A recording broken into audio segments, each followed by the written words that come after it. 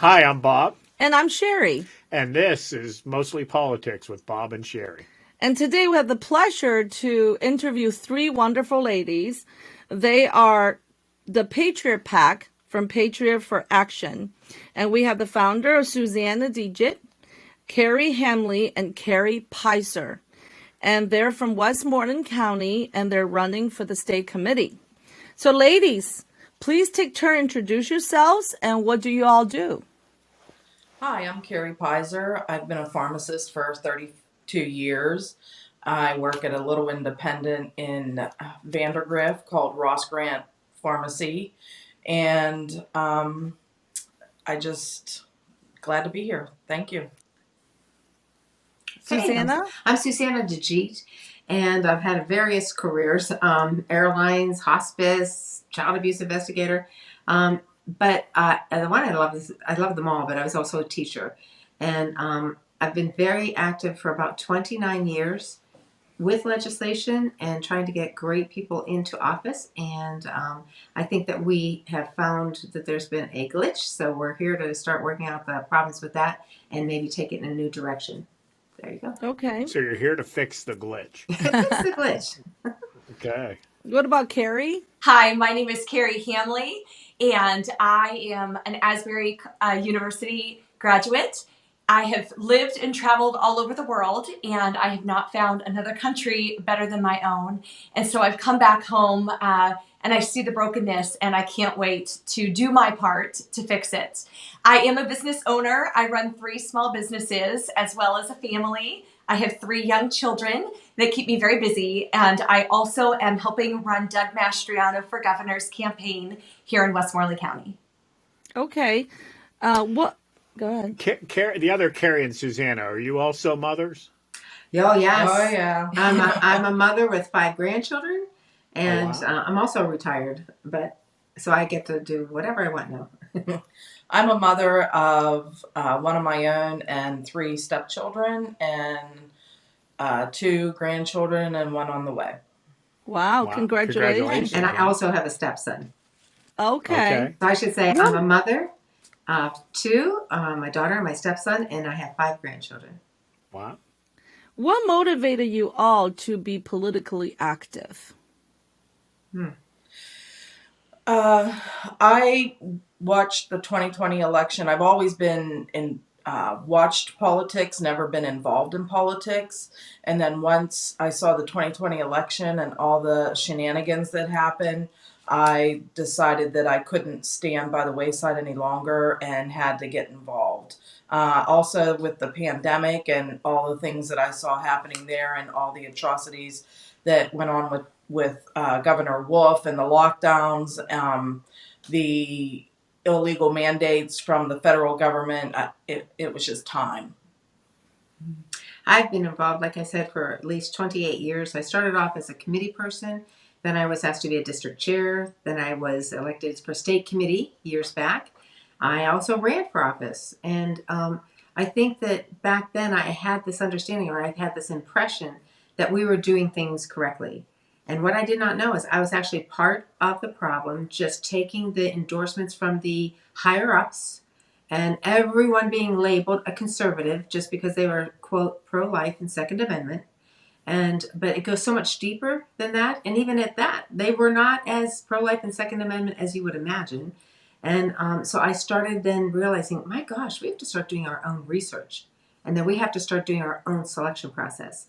So I'll talk about all of that later as to how we really can redo a lot of what's been done through the selection process. But that's where I started. And I walked away from it just out of disgust. And Act 77 in April, once I heard that we were totally giving mail-in ballots and redoing our election process, and my local legislator and my local state senator were actually part of it, then I thought I'm all in.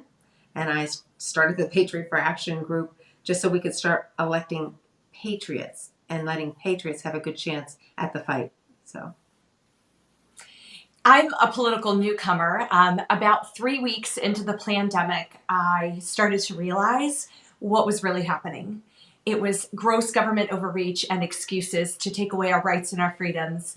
And I started going online looking for some hope and some answers, and I ran across Senator Doug Mastriano's daily fireside chats, and he breathed new life into me, inspired me to stand up and speak out. Again, I'm a mama bear, and I have 3 children that they were wanting to suffocate in schools, and I'm not okay with that.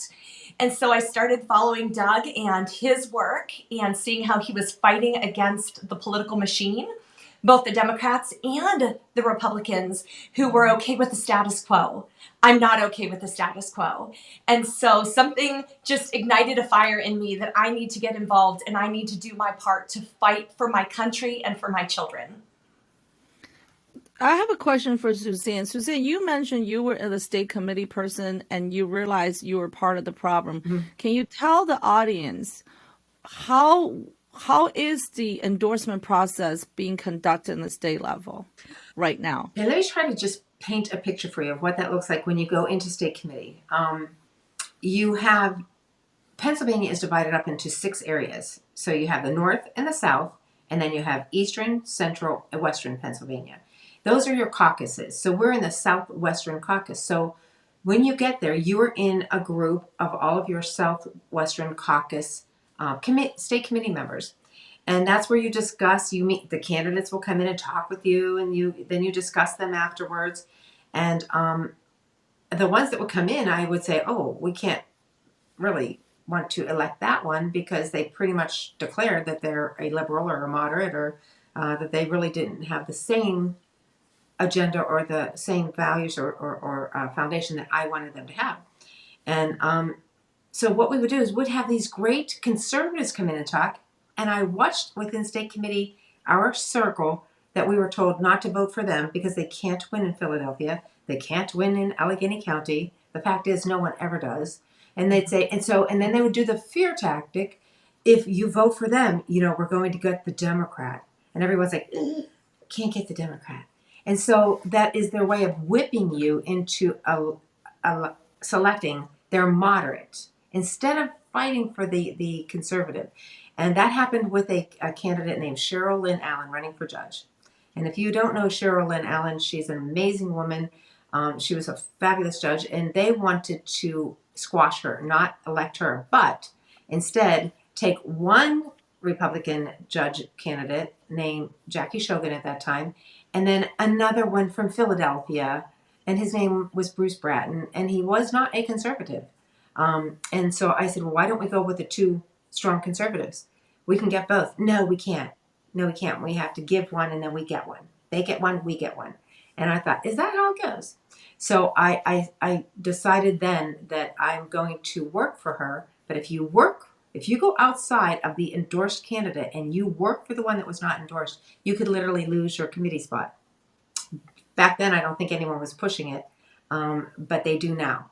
So I realized the endorsement process lets us in Harrisburg and those up there pushing for the moderate. That becomes then the endorsed candidate, and then we have to bring that back here and then sell it to people. And so people are being sold a lie, that this is our conservative or this is the best we could get. That's a lie. And so I just changed my mind about being a state committee candidate at that time because I wanted to be able to come back and tell the people the truth. And I was not going to go up and do any more endorsements, and I was outnumbered. When there was a vote for, I believe it was Cheryl Lynn Allen, that's exactly one of the ones, you have to stand up in the main caucus when you join all the other 6, you and the other 5 groups, you stand up and you give a voice vote. Susanna, Dejeet, Westmoreland County, and then you tell them the candidates that you are voting for, and they are recording them. At that point, my whole caucus said the liberal and the one conservative, and I said 2 conservatives. And I mentioned both of them, and one of them was Cheryl Lynn Allen, and it's like, oh, she broke rank. And out of 300 some state committee members up there at that time in the main room, only about 21 of us had the courage to stand up for the conservative. That has to change, which is why I asked these ladies to run also. And it's not just in Westmoreland County. Allegheny County is doing it. Bucks County is doing it. There are so many counties now saying, we're going to go in and we want to be the state committee members to strengthen the voice of the conservatives. And part of that is not doing the endorsement process and making the endorsement. It's learning what you can about the candidate. This is what we believe. Learning about what you can about the candidates, and we bring that back to you and give you the information and a chart of where they stand and who they all are. And you decide. You, the voter, decide. I just believe that's the most fair way.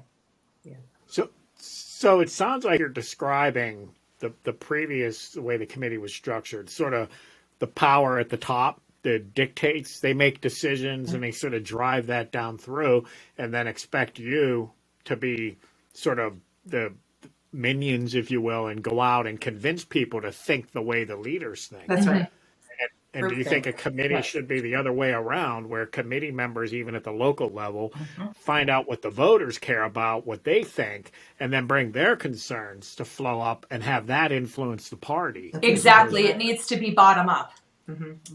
And Okay. So you think the endorsement should be you come back with the information of the candidate and people should vote on the party endorsement rather than being endorsed at the caucus? How is that? The primaries are an opportunity for the people to endorse their candidates. We believe Okay. that the GOP shouldn't be choosing one anointed one and giving all their time, energy, and resources to one individual when there are so many great individuals out there. The people should be allowed to select their leader that will go into the elections in the fall. let's take it down to the local committee level. So even at the local committee level, some of the Republican groups, the committee groups, they won't endorse. They'll just have all the candidates on there, and they may have their favorite, but they'll give everyone a chance to come in and talk, and they let the people hear them, and then the people can decide who they best align with, right? That is like an open primary. But if the committee endorses, then they have a slate card, and the only people who will be on that slate card are the people that they have endorsed and enshrined as the good ones. Most of the time, it is the moderate candidate that will go along with the party. Most of the time on those slate cards. So the good conservative person's out there hanging on their own, trying to overcome the slate card, and that happens all the time because people not knowing how to vote walk in and they say, these are the good ones. And so they look at it and there's nothing really about them. They just say, we're endorsing them. We're the Republican committee. And then the other ones who didn't get to have that endorsement, even though they had the quality and the fiber and the politics that probably the majority of the people would want, they're on their own, struggling to beat the establishment's endorsement. And that's difficult. And not only does the one who's running the candidate get shorted, but the people get shorted because they don't have the choice. The endorsed one's already been established. Does that make sense? Yeah. And in fact, that's kind of what we're trying to do, is give a voice and a platform for all the candidates to sort of level the playing field, to make sure that every candidate has the opportunity to get their voice out so that the people can decide who they want to vote That's for. wonderful. Thank you Instead for of doing feeling this. like they're told. Yeah, and we see the problem on both parties. That's It's fair. not just the yeah. And so you mentioned a lot of times the conservative, moderate, liberal. Just give me a quick kind of a definition for the audience. In your perspective, what's conservative, what's moderate, what's liberal? Okay. Want me to go? How about you? Does someone want to take conservative, moderate, and liberal? Yeah, There you go. Very good. you go ahead. You start Okay, with so that. I'll start with the liberal. A liberal running on a Republican ticket is somebody who is very wishy-washy when it comes to Second Amendment, when it comes to pro-life issues. They're not quite sure when life starts. It might start at conception. It might be when there's a heartbeat. We're not really sure. A liberal running on the Republican side are very sympathetic to transgender causes, and we have to help people feel good, and they're very squishy, and they're not adhering to the Constitution, and they're not adhering to our core values as conservatives. So do you have an example of a liberal that's running on Republican tickets right Dr. now? Oz, I think Okay. he would be the prime example. I believe that he is a Hollywood plant. He is friends with the Obamas, and he has all kinds of ties to spirit cookers and just people that we don't want associated with our party. He's not only friends with Obama, he said he fully supported Obamacare, which completely drove down the quality of our health care. So he's not just a friend, he endorsed the Obamacare plan. And Of course, a millionaire can afford to do that. He has flip-flopped a lot on when life begins and whether he's pro-life or pro-choice. He's okay with children having sex changes if that's what they want, and hormone therapies. He encourages those kinds of things. He's not real clear on where he stands in his faith, because one minute he's a Muslim, the next minute he's a Christian, but he has ties to occult Muslim practices. And so he's just telling the people what they want to hear in that moment. He is not a true conservative, and he's not even a Pennsylvanian. I'd like to start with Carrie Pizer Sure. with this question, and then you guys feel free to jump in. But so Donald Trump endorsed Dr. Oz. Yes, he did. How do you feel about that? Why do you think he endorsed him? From what I understand, he feels that he's the only one that has name recognition in the running, and that therefore that would be the only way to get a Republican in against Fetterman, I think is who they're saying is the best on the Democratic side. Unfortunately, I don't agree. Well, I should say I don't agree with that. I think that he should have looked a little bit deeper. I also don't believe that McCormick is a good choice either, because he has connections with his hedge fund to Canada and outsourcing. He also has left the state for over 40 years and is now coming back to push his agenda, not our agenda. I think that the other candidates there, that they should have looked at them a little bit better. I would really have rather him not endorsed anybody and let the people have a looky-loo, so to speak, and pick their own candidate. You know, we need to look at their morals. We need to look at their background. We need to look at, do they believe in the CRT and the teachings that they're doing in the schools. Fortunately for me, my children are through school, but my grandchildren are not, and I'm worried about that. You know, what are they teaching these kids? They should be teaching reading, arithmetic, science, the health and gender of my children and grandchildren. That should be taught at home. That's not something that the school needs to be pushing. The school should stick to math. So you think Trump's doing what you were describing your problem with the committee? That's part of it. Yes. Exactly. Picking Yes. someone who they think might win, Yeah. regardless of who Right, they are and what their right. position. That's a perfect, Bob. I just have to say that's exactly what you will hear a Republican establishment person saying. They can raise the money. Money. They're the only ones that can win.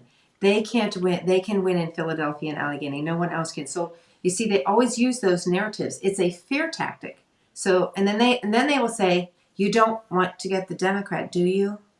Mm-hmm. And so then the guilt is put on you that if you don't go with their endorsed moderate to liberal, then you are the one who will usher in that Democrat. No, you're the one ushering in the Democrat by turning the conservatives, the constitutional conservatives, away by forcing another moderate upon us like a Toomey.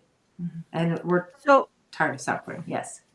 So it's safely to assume that all you three ladies voted for Trump. Absolutely. Yes. Okay. Mega. Now, does this current endorsement shine a different light for you for Trump? Everyone makes mistakes. Just like a broken clock is right twice a day, it's okay. Trump is a human being. Maybe he got bad intel, or maybe it's just his friendship with Oz. They've been friends for many, many years. So I don't hold it against him in the sense that I hate him, I'll never talk to him again. But it hurts. Personally, it hurts. But I'm willing to forgive and move on, because we all make mistakes. Suzanne, what about you? I'm disappointed but here's what I actually think why he did it. We were the grassroots on the ground in 2016 that got Trump elected. We had the slate card that had Trump's delegates that were going to go to the convention and vote for him the entire round. And the party had their slate card that were going to go in and vote for him on the first round, because they're bound to if he wins in our area. But then they were going to abandon him for the rest. They wanted Kasich, Rubio, anyone but Trump. And that's what their bumper sticker should have said. So we were the grassroots, and I think he should have listened to us. But what happens is he thinks that because he won Pennsylvania, all of those in Harrisburg lined up to shake his hand and said, "We worked hard for you, sir." They worked against him. But he doesn't know that. Somebody has his ear. I personally believe he's listening to the wrong intel person, and he's getting bad intel. But you can tell who he's listening to just by his narrative. He's the only one who can raise the money. He's the only one who can win Allegheny and Philadelphia. And he's doing the exact narrative of the establishment.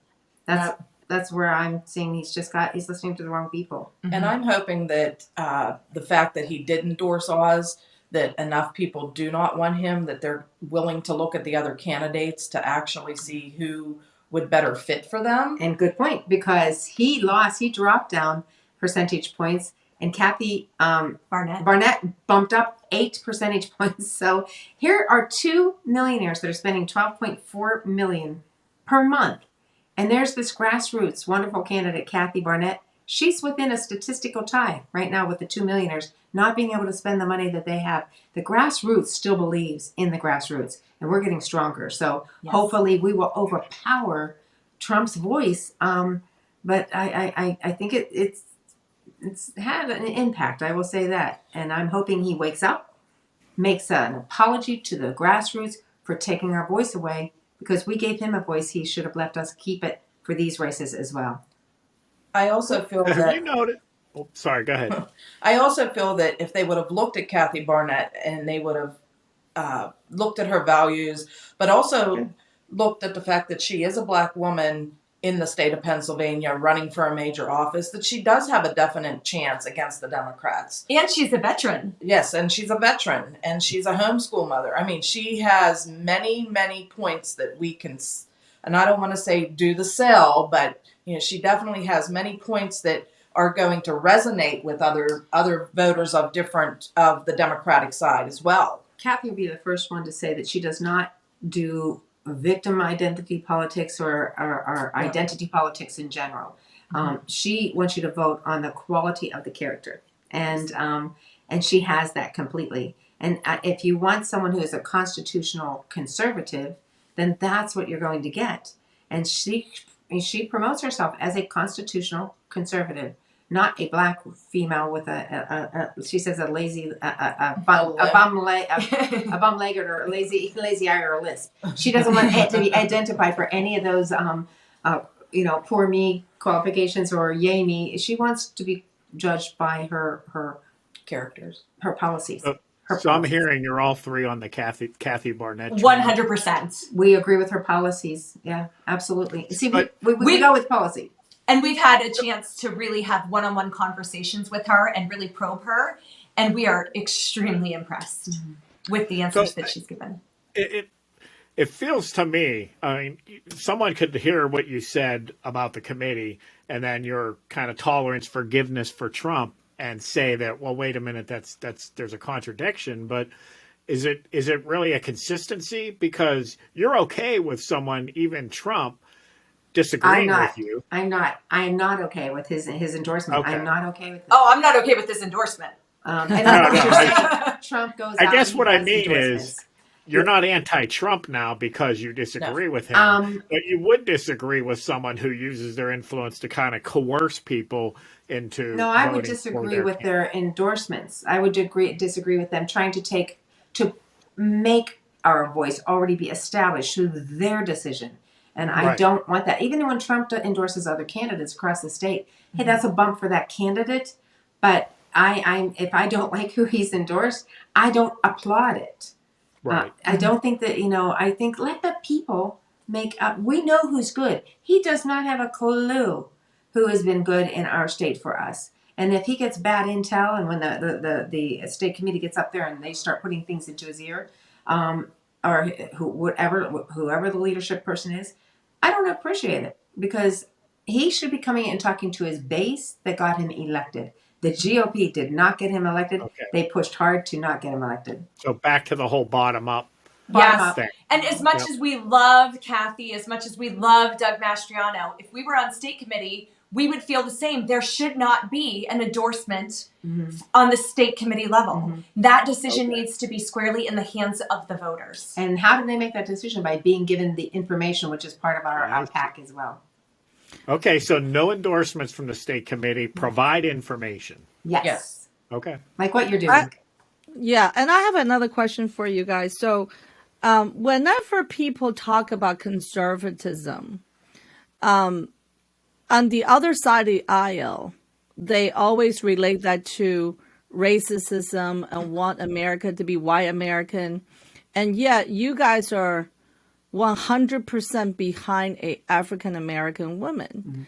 So what do you say to the other side and saying, oh, these people just, the conservatism means all the negative connotations, you can kind of, what do you say to those people? False narrative. Yeah. You're believing a false narrative. And literally you're being lied to. If you just look at the statistics of how many people now, how many interracial marriages there are going on in America, there's no racism. If you look at the number of people who have been how able to hold the highest office in the land that are African American, there's no racism. Racism was when you had to sit in the back of the bus. We're not there anymore. We've progressed, but it happened with Obama coming into office where he was determined to take us back to the period where people were sitting in the back of the bus and weren't allowed to sit in the front. We're not there. We elected an African American for president. I did not. And I would not have elected him not because of his skin color, but because of his policies. So they've got to get beyond their own racism by making it about skin color. Start dealing with the policies and see where we stand. Yeah. Okay. So do you think there are still racist people? I believe there are some, and I can't speak for the entire nation, but I'm seeing more racism that is coming from those who are on TV talking about white privilege and making children feel bad in school because their skin is white. That's racism. It's just reversed racism. So we believe Martin Luther King, hey, don't judge a person by the color of their skin, but the character, the content of the character. Yes. We need to get back there and stay there, and we have been there. So we just need to stop, I believe, the divisive attempt to split America again. Okay, so I have a question on Act 77, and I know you guys are also on the camp with Doug Mastriano. And and we know the Republican legislature voted for made that happen. And none of the Democrat voted for it. So, what do you say to the Republican voter about that? So Mr. Mastriano voted for Act 77 that give us a 52-day mail-in ballot, and yet you're supporting him to be our governor candidate. So, what do you tell the people that does not support Mastriano, and how do you square the Act 77? I think that facts really matter in this, and context also matters. When Act 77 was being written, when it was being passed through committee, and when it was beginning to be discussed on the floor, Doug still wasn't even a part of the Senate. He won a special election. He came in, and 15 days into his service, it came up for a vote. He doesn't know he didn't know the backstory. He didn't have all the details. He was sat down and told by the establishment, you will vote for this. They all were told that, and every single Republican senator complied. Here's the difference. Most of them still stand behind that decision and say that it was the right thing to do. Doug, the moment he realized what this was truly about, he immediately started fighting with all that he had within him against his own party to see Act 77 repealed. And so that's the difference. It also is true that what we got is not anything like what they voted for. So that's also a fact. Right. Act 77 had so many bad details in it. It was, I think, at that time, 187 pages. Now it's even gotten more with the addendums and the amendments. So that he was not given an opportunity to read that, and being 15 days on the job. So what do you do when you go in as a new person? You look, and if the leadership comes and says, hey, we're going to now orientate you, you're going to go through orientation, and here's where your office is, and here's your staff, and here's how we have the bills. Well, newbies, and I know this for a fact, they get in there and they said, well, where's the bill? Oh, we don't read the bill. Ask your state senator. Ask mine if she read Act 77. Ask your legislator who have been there for 10 years, 15 years, 21 years. Ask them if they read the bill before they voted on it. The answer is going to be flatly no. And they're going to say, we don't read the bills. We have people who come from caucus and they tell us about the bill, and then we vote. Because they read it, they study it, and they give us the details. Those details were not given to people. But being someone who was on there for 10 years, 21 years, I would have been asking for some of those details a little more in depth. But so what do? We blame the baby, the newcomer, and we make him the enemy. As soon as, I just want you to know that I did read 75% of Act 77. I was actually assigned to an attorney because I protested with my state senator and my state legislators for voting for it. And I was given an attorney to talk to in Harrisburg, and my senator, Kim Ward, said, what don't you like about the bill? And I said, that there's mail-in ballots. And I said, let me ask you guys, why did you vote for it? I had a Zoom meeting, and I had our 2 local state senators there. I had local state representatives on the Zoom meeting. And I said, thanks for coming on. I just want to know why you voted for Act 77. And my state senator, Kim Ward, said, I hate the bill. I hate it. And I said, then why did you vote for something you hate? And I will give you her answer that stunned me. And she said, because the RNC and GOP pressured us. And so I was stunned. And I said, did she really say that on live Zoom? And I said, well, let me just verify, because I had PAC members, other PACs, local, really conservative group leaders there. And I said, these group leaders want to go back and let their members know why you did that. And I said, so you're saying you did that because the RNC and GOP pressured you? Yes. I said, then my next question to you all is, do the RNC and GOP pay for your salary, or do we? And at that point, the male senator, Mr. Pittman, rolled his eyes. And I said, sir, I see you rolling your eyes. This is not a trite statement. This is our election. And she said, well, what do you want fixed, Susanna? And I said, everything that's been going wrong. And I said, did you read it? And she said, no. And I said, do you want me to read the bill and then tell you what's wrong with it? And she said, yes. So I started reading it till 4:30 in the morning. And it is 187 pages of legalese. But in it, you can find early voting 50 days out. You can even apply for an absentee ballot up to 8 p.m. on election day.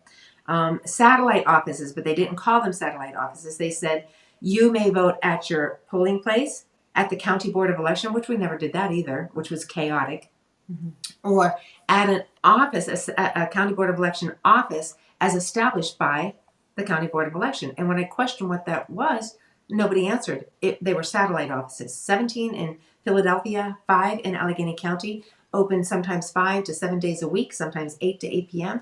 And it was a steady flow. They were curing ballots there. Meaning that they, before they got dropped in the box, they'd say, hey, did you put your ballot in that white privacy envelope? I don't know. Well, let's open that envelope. So they opened the envelope right in front of me. And then yep, your ballot's not in the privacy envelope. We'll give you a new envelope. Folks, what was the problem with that? You see, we were told that the reason why Act 77 was so safe is because everyone was going to get if they did a mail-in, they would have a sure number on the bottom of that envelope. And that showed you who was voting, and only good and legal people could get an envelope with a sure number. At the satellite offices, oh, yep, you didn't put that in there. Here, we'll throw that sure number envelope away, and we'll give you a new one out of the box without any sure number on it. We'll let you stick it in this little privacy ballot, and then we'll drop it in. We have no idea who that person was. Do you understand how risky and how unsafe that made it? So as soon as I talked to Doug Mastriano, I heard him on Facebook just like Carrie, and I called him and I said, Senator, you are a man of character, and you're a man of God. And I said, and I'm calling to help you to defend that character. And I said, did you know this? And every time he was like, oh, geez. Folks, from that moment on, Doug Mastriano was working hard. He had the hearing. He went to Arizona. He wanted to do the audit, and he was getting so close that Corman had him pull him off and insert himself. So yeah, we stand by him because he was the only one fighting, not just for that. He was fighting for the state to reopen. The state to reopen for jobs, for people to get their jobs back, for mandates. Parents with their rights to defend their children in the schools, and and the mask and our election process. He's been the only one on it, steady at it, morning, noon, and night. And I'm telling you, till 4:30 in the morning, I know he was on it, like trying to stop the certification of the election because it was not a fair or constitutional election. And he's the only one who's done that. That's why I'm behind him. Okay, so we have to wrap this up. We have another interview. Just Okay. real quick, how does people get in touch with you? Are you guys on the ballot for May 17th? Yeah, we have these cards. They have our picture. They have our ballot number, and they can go to Patriots for Action. We will have it on there too. Patriots for the number four. Action. But we are, like I said, we really want to bring the voting and the endorsement process back to you. We'll come back, give you the information. We'll hold monthly meetings, which we don't get from state committees. We will inform you of legislation that's important. We're going to be meeting with the candidates once they are elected. We think that the state committee has to take a more active role in going to Harrisburg 3 times a year, attending a party, and then listening to the endorsement that they're forced to make. Okay. Real quick, what drives you? I mean, you guys, you could be spending time with your families. You know, you're not making money doing this. Why do you put so much time and energy into it? We're losing money. Yeah. Yeah. So I would say love of God first and foremost, and love of country And family. and our families. Yeah. Because if we don't have a great, decent country to raise them in, Yeah. we've lost everything. If not me, who? Faith, family, freedom. That's I it. always say that we need to be the change we want to see in the world.